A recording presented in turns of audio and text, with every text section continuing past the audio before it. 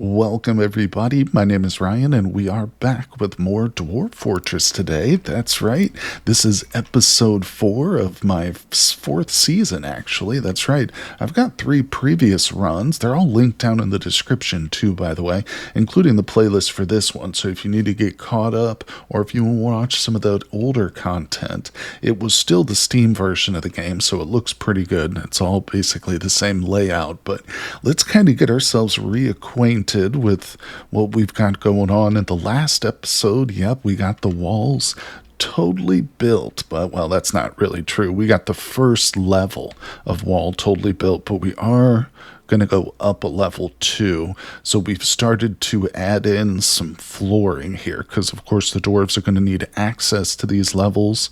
They can't just like walk on the edge of the wall. That doesn't work. They've got to have some spot. And we're also going around the exterior here. You can see with the line of floor tiles as well. And that's going to be to prevent climbers. We don't want any goblins or anything worse climbing up our walls because that can certainly happen. And I believe we're still waiting to test these levers. I was struggling a bit with the levers in the last one, but maybe we can work that out today.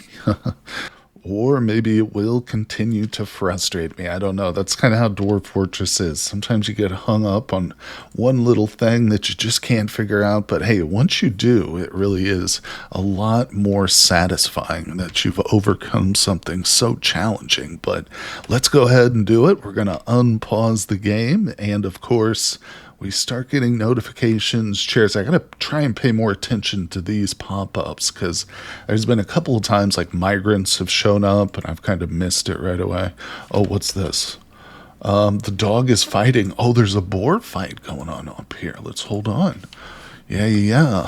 Why are they on the second level? Wait, where are they? I think they're fighting in the trees. They are literally fighting in the treetops. There's a wild boar right there. The dog is right there. That's my dog. They're up in the trees just running around.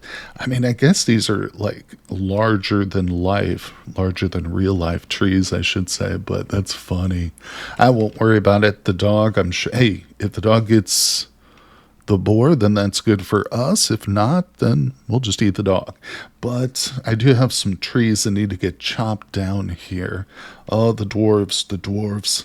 I bet you that our current carpenter is probably focused on building stuff. Yeah, actually look at this. This carpenter's making rock coffers. That doesn't make a lot of sense. But what we could do, I guess, if we go to labor, then we can maybe find somebody who's also halfway decent at wood cutting, stoneworker, farmer, even like a dwarf who doesn't necessarily have a job right now, like the bone carver.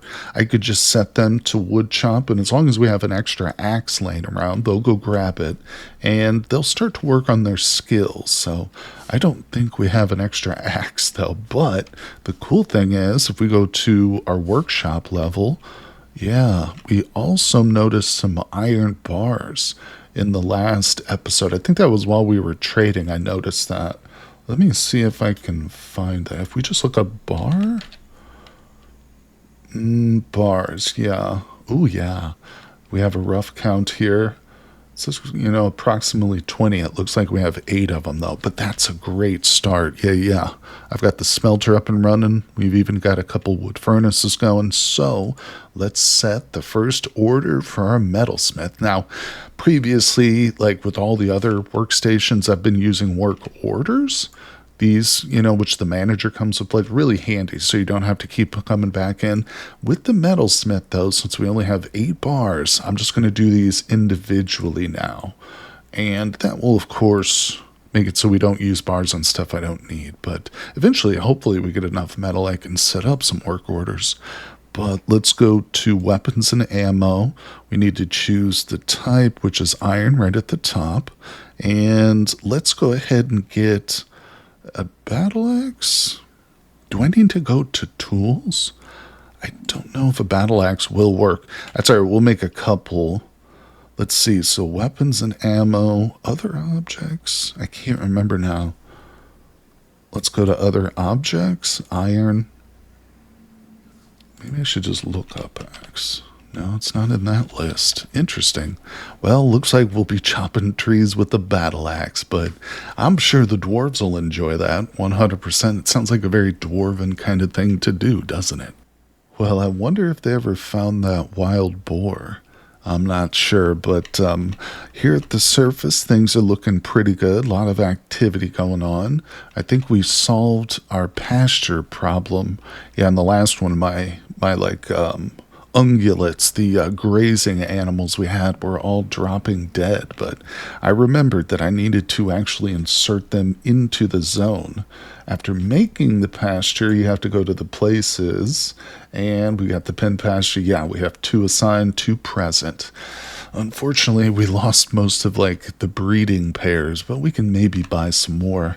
For now though, we did just have a trade caravan, so that won't happen again for like another year, unless maybe some elves will visit us. I don't know, but they'll be pretty pissed off with us because we've been cutting trees down. So there's no guarantee. Let's come back to our workshop level real quick. Quit getting distracted by the wild boars, and hopefully the next time that trade caravan does show up, we'll have some really good trading stuff. We kind of ran into a weight issue. I was trying to trade him furniture that just was too heavy, too much bulk for too little, value. So the jeweler's workshop can really help with that. We can just straight up trade him like cut gems and stuff, but you can also like encrust of furniture, ammo, even. You can do it to all kinds of stuff with jewels. So you can basically, beautify and make things much more valuable. Okay, but first we got to get some cut gems. This is going to be a workshop where I definitely set up an order here. So we can do it from this screen. I think, yeah, you can do it from down here. The hotkey is O, but we can do it specifically with the workshop. I like to do it this way because it does filter all the orders just for that workshop, which is really nice. I don't have to sift through a bunch of menus first to get to this screen. But I want to basically just cut gems indefinitely, and we want this guy doing it all day. Like, I don't really want the gem cutters to work on anything else. That is kind of how important it is. But let's see. And cut gems. Oh yeah, repeat. I want them to restart, check it daily. So if this order's finished, by tomorrow they'll be checking it again. Meaning if there's any gems, laying around in the fortress, we will cut them. And let's see, yeah, they don't necessarily need to be like in a stockpile, like next to the jewel cutter. That doesn't matter. It would make it more efficient if you did that, and we might. But one thing I'm definitely going to do is set up a specific stockpile for the finished gems, which are close.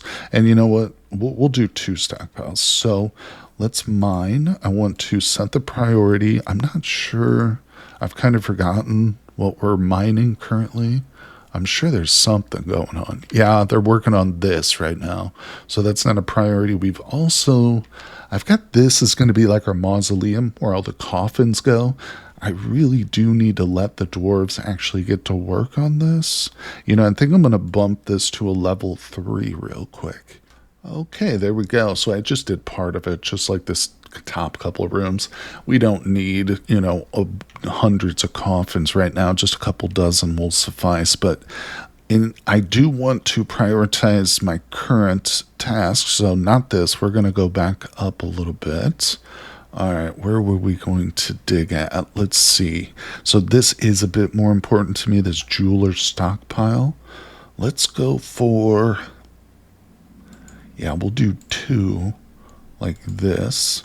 I'm going to connect them at several points to each other and to other stockpiles, and of course to the jeweler's workshop itself. So both of these will just be jewel stockpiles, one for finished and one for unfinished. So there we go. I think we've got our jewelry headed in the right direction. Hey, it looks like they might have gone ahead and made those items. Let's confirm that. If we go back to bars, actually we might just see a weapon. Is there... okay, hold on. Let's look up axe. Yeah, we got the iron battle axe. So yeah, this is what we started with. So okay, it is the battle axe that we use to cut trees. Well, that makes sense. Again, to a dwarf, when you go to chop a tree down, you're basically getting into a fight with it. It's pseudo combat, obviously, preparation for the real thing. So hopefully, yeah, we can get these trees inside the courtyard shop. They're actually blocking my attempts to build out some of our walls here, so we do need to get these stupid things cut. Oh my gosh, you know what? I know exactly what I was doing the whole time, what I was doing wrong the whole time concerning this lever, which again, if you're unaware, I mentioned it briefly, but it's supposed to be controlling the bridges. Yeah, of course, what I did wrong was I didn't fully read the tooltip here. It says click a building to link. Okay, so yeah. So essentially, here's what I was doing wrong. I clicked it, link lever, and then I was trying to choose a mechanism. For whatever reason, in my mind, I thought I had to click here, but it literally tells me to click the building. So I'm sure some of you out there probably caught that, or were just aware of it already. So we're safe to go to the surface now. That's the wrong direction. And yeah, let's click the bridge. Boom. And now it's set up a task. So I did actually go into the labor and I made a cleaning / lever pulling job. So the only thing this dwarf will do, actually wait, the dwarf is also a furnace operator. Oh, that's okay. They can do both. Do I really want them to do both? See, is anybody available? I kind of feel like this blacksmith should probably stay idle. This engraver, the stoneworker, potentially. Yeah, no, that's the original guy we started with, I think. I guess we'll do the manager, but yeah, it's good to have some. I've seen actually some players in the past will set up a room in their fortress just for levers. Maybe you can label them and stuff, so it's a little bit easier. But they'll literally like lock a dwarf in that room. That's their home. They never leave it. Maybe they'll have other dwarves deliver them food and stuff, but they need to be there so that on a moment's notice they can pull that lever, which is going to obviously like shut the bridges to seal up the fortress. If something hits real quick, it's not a bad idea considering, if I've got my manager walking around taking stock of inventory, he might not be able to get to the lever in time. But either way, it is something to consider. So let's test this too. I want to link this one as well. So let's go back to the surface, click that. All right. And we should be able to make sure and see if they've done it. Yeah, we're just waiting for, oh, there it goes. Okay, so that dwarf just did it. Let's pull the lever. In a normal run where I knew what I was doing, I would sound the panic alarm to make sure that there were no dwarfs on the surface, because raising and especially lowering bridges can be deadly. There's a human crossbowman. He's real slow, but getting distracted. So let's actually try that. I don't know if I set this right, but if we unpause panic, all the dwarves should go below the surface here. We shouldn't see any of them on the surface. Sometimes, no, there's still some coming up here and grabbing wood. See, I was unsure if I had actually set this. Wait, finish establishing bro. Yeah, I don't think I set this properly. Because they're still wandering around up here. But the thing with the bridge is when you raise it up, it's not such a big deal. You could essentially lock people out. That can certainly happen. But when you lower it, if they're standing under the bridge, it will just crush them. In fact, I'm pretty sure I think it's probably still a viable way of just getting rid of refuse and stuff.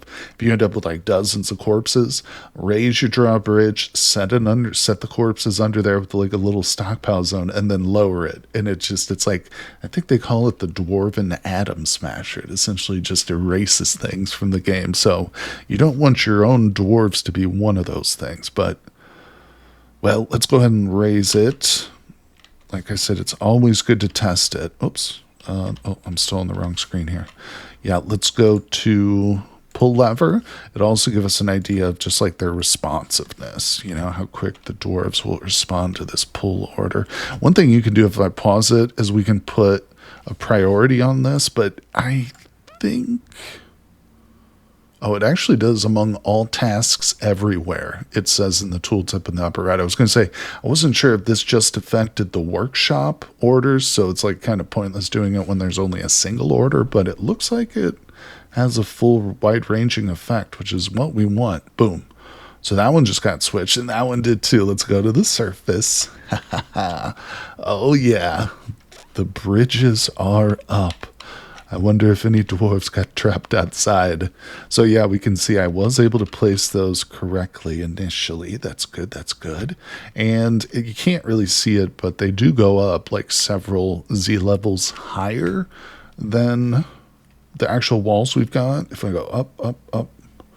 No, it doesn't show me the top of them necessarily, but trust me, it's high enough, I think, yeah.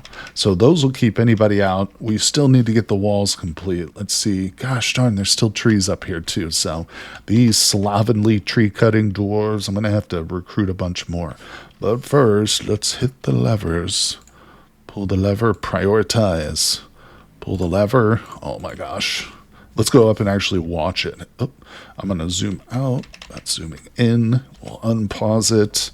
There's nothing out there. Good, because oh, these camels are going to get destroyed. Oh, they're dingoes. Oh, I think we just killed a dingo. You know what, dingoes? Should I mark those to be hunted? I don't even know if I can. I mean, she is afraid after experiencing trauma. I wonder what that trauma was exactly. Well, while we wait for those tree cutting dwarves, yeah, we're striking, look at that, we're striking lots of jewels and stuff. That's awesome. And they're literally on this level. Yeah, yellow jaspers. So we've already got him working hard, but he doesn't have a good stockpile. So let's go ahead and lay him out one. I'm actually going to fill this room.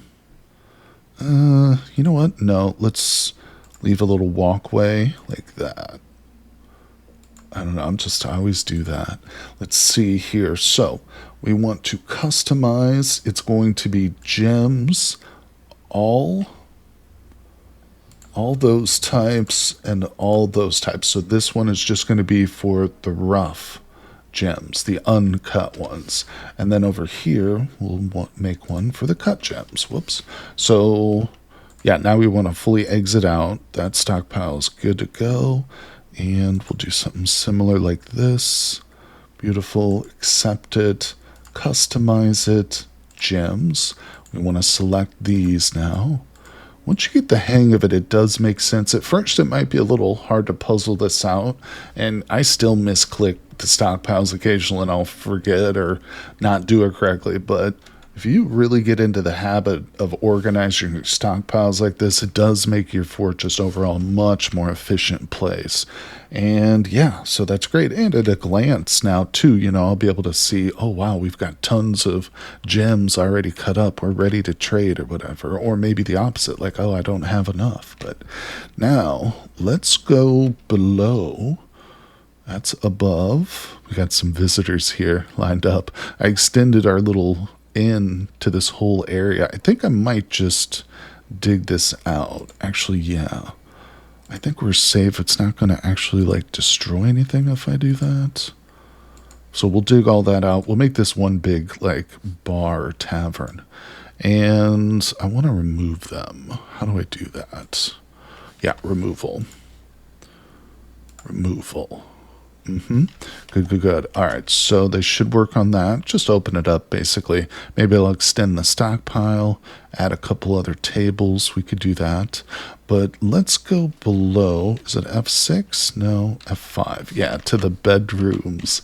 So the more we build, the more dwarves will, of course, show up. So what I'm going to do right now, and I won't make you sit through it because it's just me doing a lot of different button clicking, but I'm going to try and add doors and beds to all these rooms at least. It's also really good, you know, to further furniture.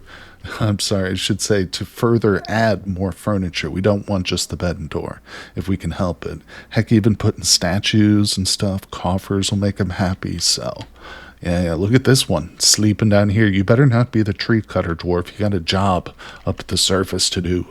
Oh, I just noticed something very cool about the Crafts Dwarf shop. So, in your world, there are going to be various kinds of musical instruments, but it's randomized for each world. There's no set like type of instruments for each playthrough.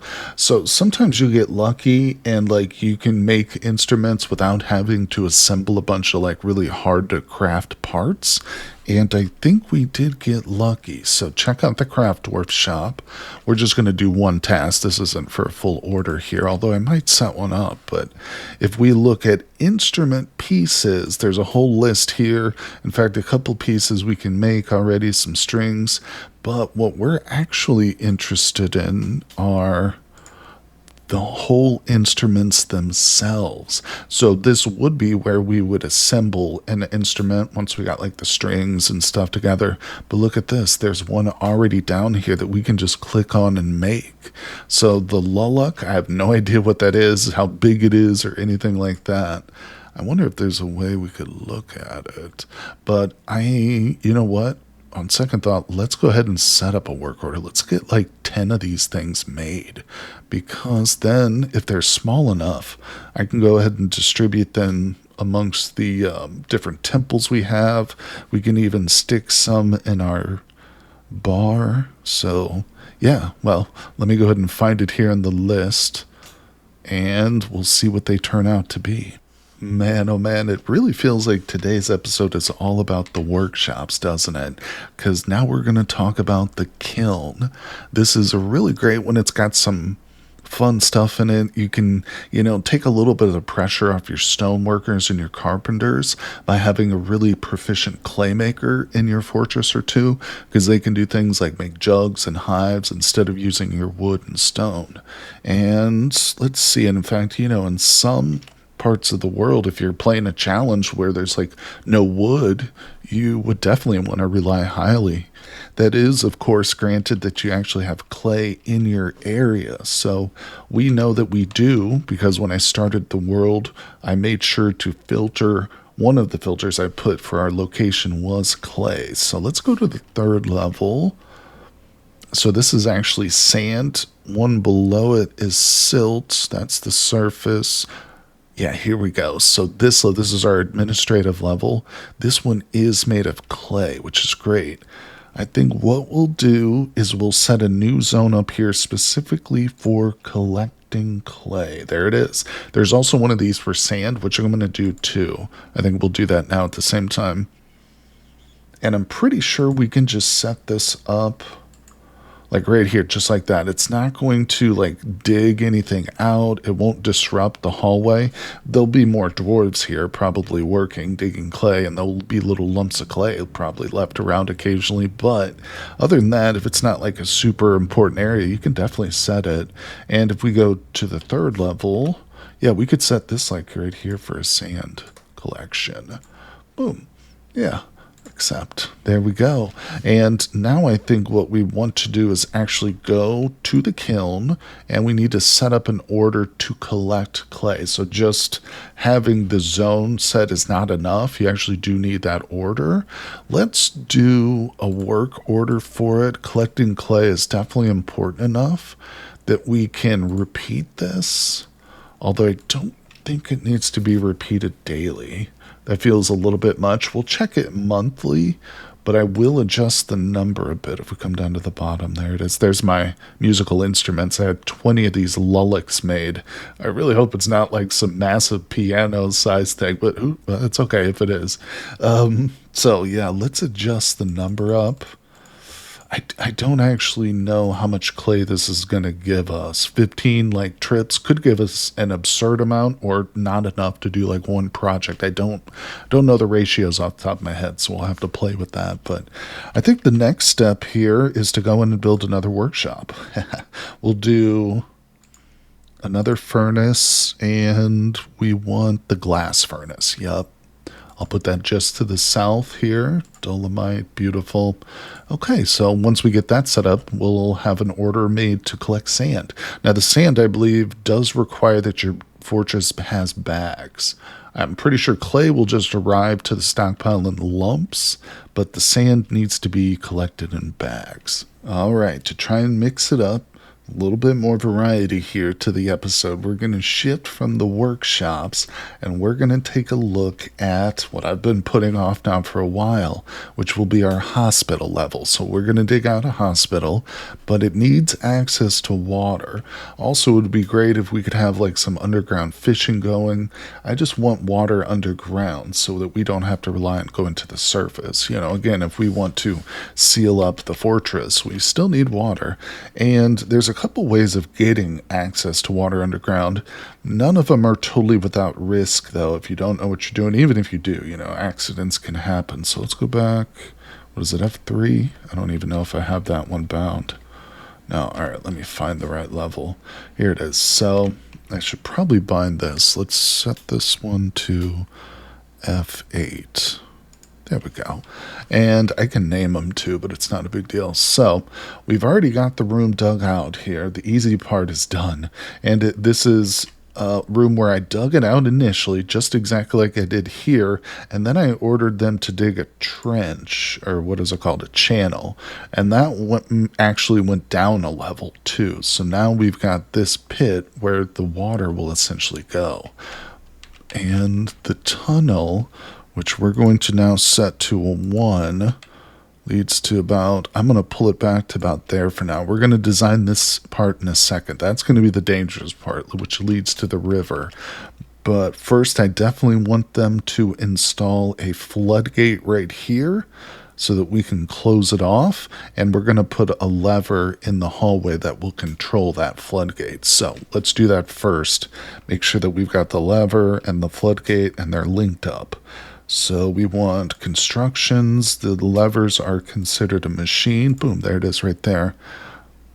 Yeah, we'll put it right here. Good, in the hallway. So that needs to be built. Let's unpause it. Our miners should come down here and start to work.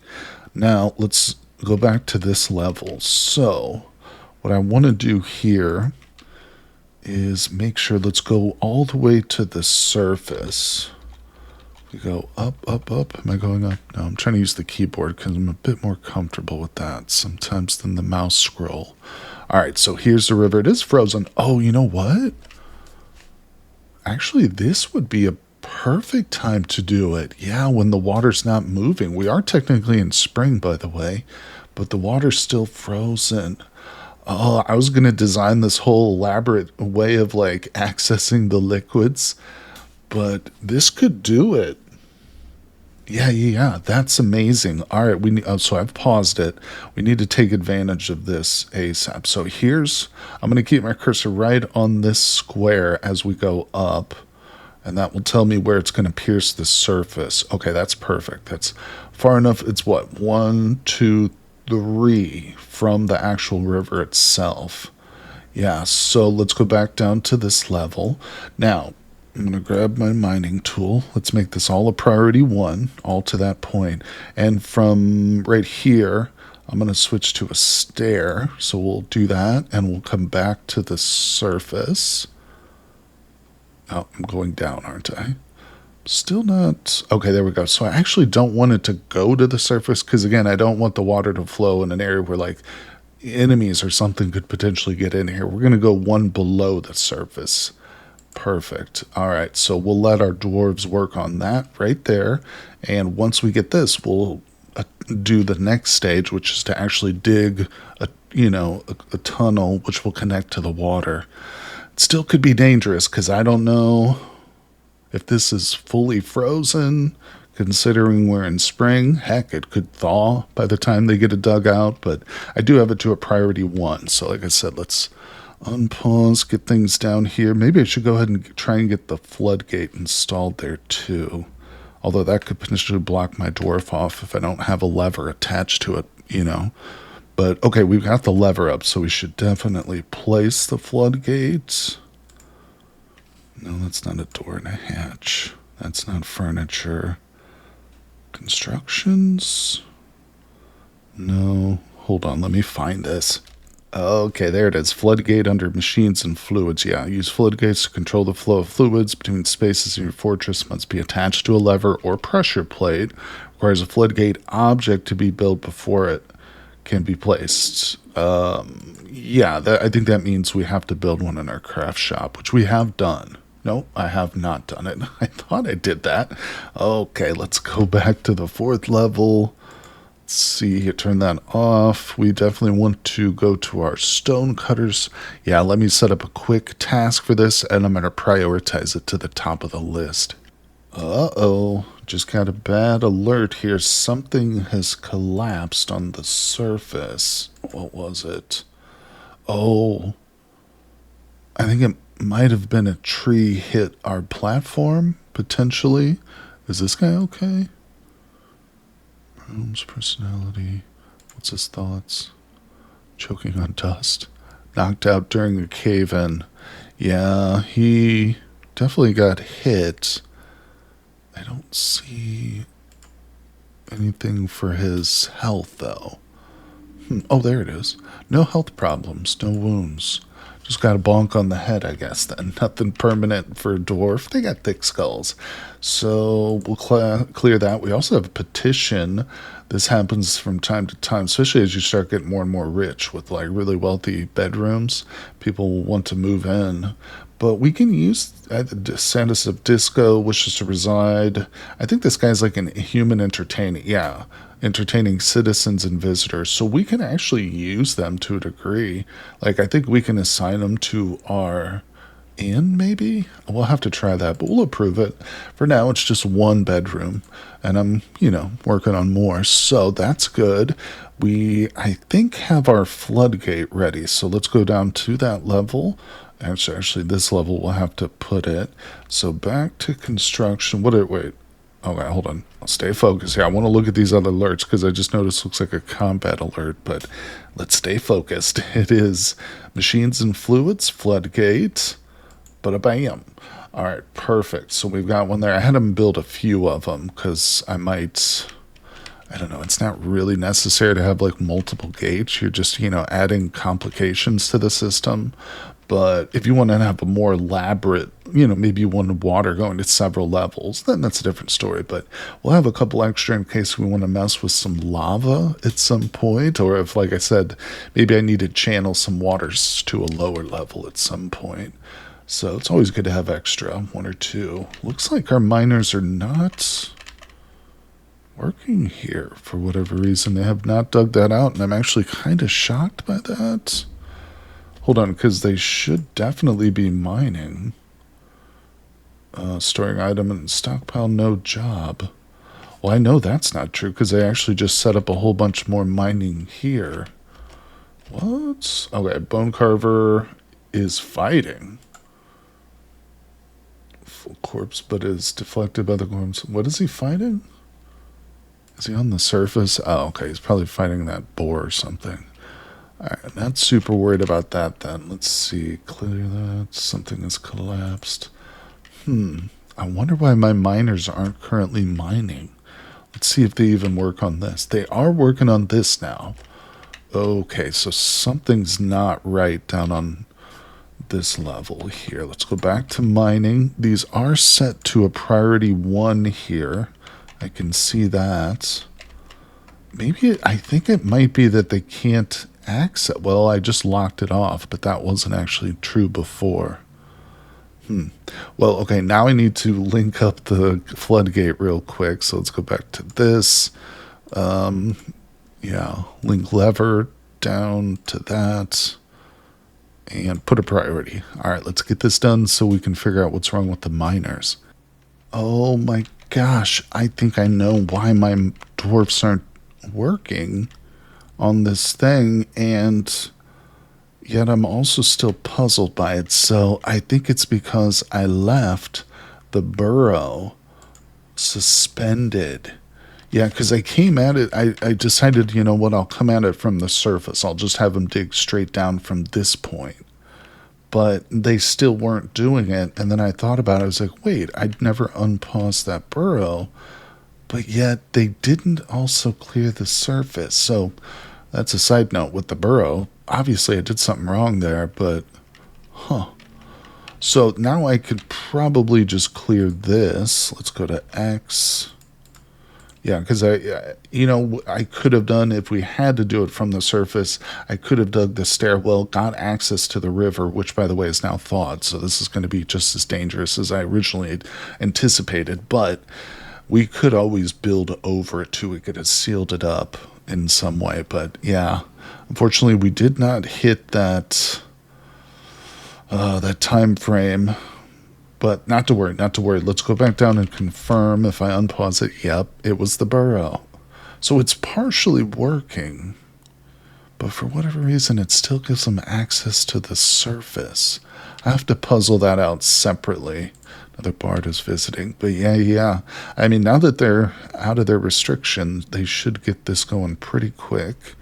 It's kind of a shame that we have to leave some of these minerals and stuff in the tunnel. But yeah, once this fills with water, there's no way we're getting that stuff out of it. Okay, so we're waiting for him. Come right on up.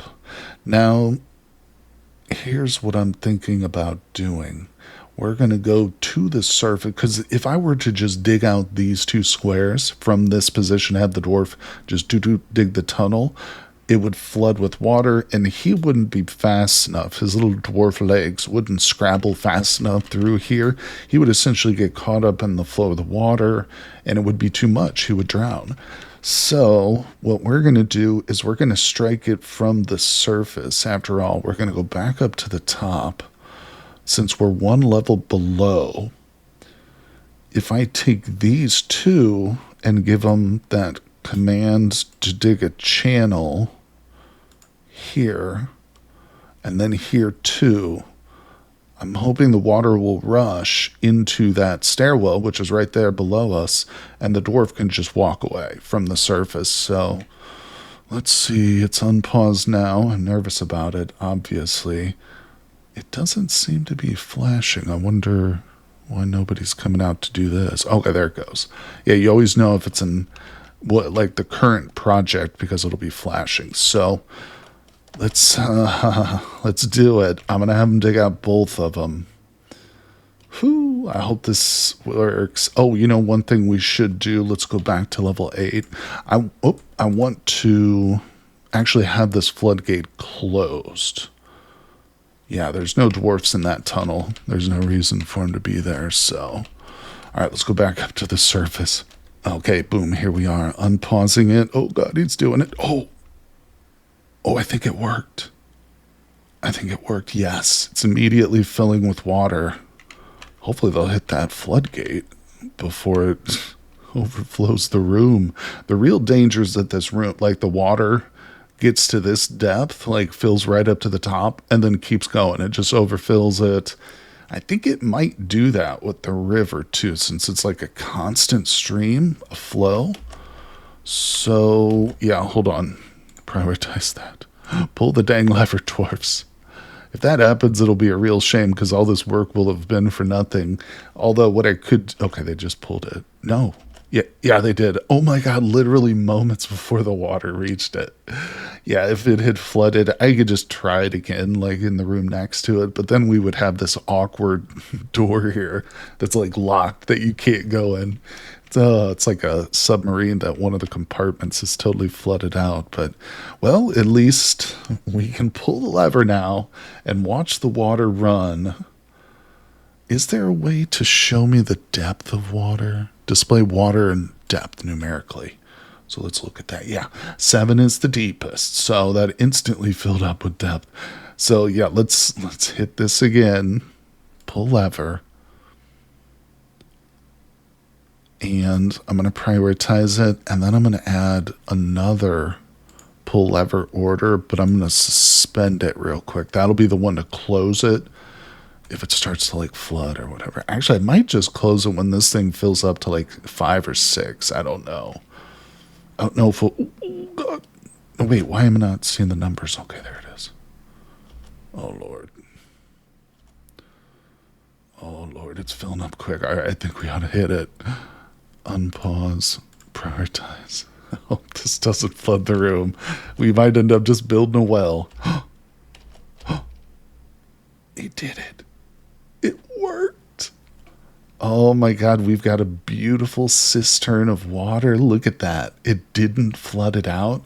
We actually got it closed, but I'm pretty sure it was open there for a moment or two and it didn't flood out. I mean, screw it. Let's just try it again. Let's just open it. I think if even if it is successful, oh, yeah, yeah, it's not flooding. Oh, that's beautiful. Even if it is successful, though, like it is, I'm still going to go ahead and close it up. You know, who knows? Some crazy river monster or something, I guess, could maybe swim in here. I don't know. It's technically, if it's open, it's a route to the surface, you know, technically. So we'll close that up. But we did it. Oh, that's fantastic. So, yeah, now I got to get this place set up as a proper hospital. It's really overdue, too. You really don't need to wait to get water for this. In fact, I probably should have done it on like day 2, had a hospital set up, but there are a few other things we will need. So first things first, though, I'm going to lay out about a dozen beds or so. Okay, so I have laid out some beds. It's actually not enough for my liking either, so I'm going to dig a few more squares here and put some beds down more. But also we want tables in our hospital. I want a chest too, so the doctor can store things like soap and sutures and whatever else is equipment. And we're going to want some traction tables, which we haven't built yet. So I've got the door here, but I want to set it as, make sure we, you know, all the dwarfs know this is the hospital. There's no list for hospitals here, so we'll do a generic meeting area. We'll select it. Actually, that's not right. I want to make sure. Yeah. And we'll accept it. Now we'll come in and assign an existing location to this zone. New hospital. There it is. So it's similar to how you set up like a temple, or if you do your guild hall, which we haven't done. We did an inn or a tavern. We don't have a library yet, but that's fun. It's definitely not something we'll need to establish on day 1 as a library. You're like, dwarves, library? Well, it's actually fun to, I think, at least assemble a lot of these scrolls and stuff. Even have your own dwarves make scrolls if they have like, you know, scribing or literary related skills, because there are those things, because those can become very valuable. Keep a history of your world in the fortress itself. But let's see. Oh, stray cat gave birth to kittens. I don't think any of our dwarves have had babies yet. All the baby notifications I've seen are for the animals, but we've got 2 dwarves which aren't doing really happily. Wonder why that is. And we're finding coal everywhere. I think I could probably suspend the work order right now for making charcoal. I'm pretty sure we have enough. There it is, making charcoal at the wood furnace. Actually, I think the best way to do that is to go to the furnace itself and pause it. Yeah, I don't think there's actually a way to pause the work order. So that's helpful. We got, see, these petitions. Yeah, man, once you get a couple of nice bedrooms set up and they're sitting there vacant, you get all these petitioners wanting to join. But hey, that's a good sign. It means, you know, somebody likes our fortress, right? Our jeweler is working super hard. Look at that. Look at that stockpile. It's filled with cut gems, oval cut chalcedonies. Oh my God, I love it. Pearl cut yellow jaspers. I bet you this dwarf right here is definitely gaining some skills. Competent and novice. So, actually, already competent at the setting. That's interesting because I didn't actually make an order for setting, but we are now. So work orders, let's add. There's not a lot of orders with the jewelers, but one of them I want to do is encrust furniture with cut gems. There we go. And I'll leave it at 10 per day. I don't want, actually, I think I'll set that down a little bit for now. One of the things that'll be good to do in the future is have like a jeweler station just for cutting, and then a secondary one with a different dwarf, you know, assigned to that just for encrusting. You know, you might even have a third one for furniture, one for just like tradable goods and stuff. But, you know, that just depends on how wealthy you want to get your dwarves. Obviously, you want to get them as wealthy as you can, so just do it. But let's go in here. We'll set the number to 5 per day, and I will have them repeat the order just check it daily. That's just in case maybe we run out of cut gems. If the dwarf doesn't have access to any more cut gems, because he's obviously rocking and rolling, doing really good. There's a few tiger eyes laying around still, but then he'll switch to encrusting things, so that looks pretty good. But man, oh man, let's take a look up here and see if any more things have collapsed. Doesn't look like it, but oh, I think there's only one tree now that needs to be chopped. Let's set that to a 1. That must have just grown too. Of course, trees will grow over time inside our courtyard, so we'll have to make sure those get chopped down. But I think we might be okay to get back to building more of the floors. Construction, we want the floor, because we're working on this level here. I'm going to select material after placement. Yep, the trees are no longer blocking us. There we go. And I'm going to be using rock salt. That's fine. Yeah. So this will allow me now to do this. And one thing I should note here, you got to be careful with this exterior walkway, which is more for blocking climbers. Again, it's not so much for walking on, but we don't want to block our bridge off there. So I'm just going to use all sylvite and all that. So in other words, I'll start from here, leaving a gap right there for that bridge. Jet, nice. Yeah, and of course the same is true up here. But all right, yep, let's get this stuff laid so that we can start to work on the next level. We are in fact going to have 3, 4, maybe 5 different stories to this fortress, and then at the top we'll have like a zone just for our archers and stuff. But we haven't even started to train archers yet, or any kind of like warrior dwarfs, which is definitely a big part of it, because eventually we will get attacked. But there's so much to do. You got to really secure the base before you can work on, defensive fortress or defensive dwarfs and stuff. But either way, I think we're going to have to leave all that for the next episode, everybody. So I hope you'll continue to tune in. Make sure you hit that like button. Leave me some comments. It does really help with the algorithm, and I appreciate everybody who's been tuning in so far and dropping them below. Thank you guys, and I'll see you all on the next one.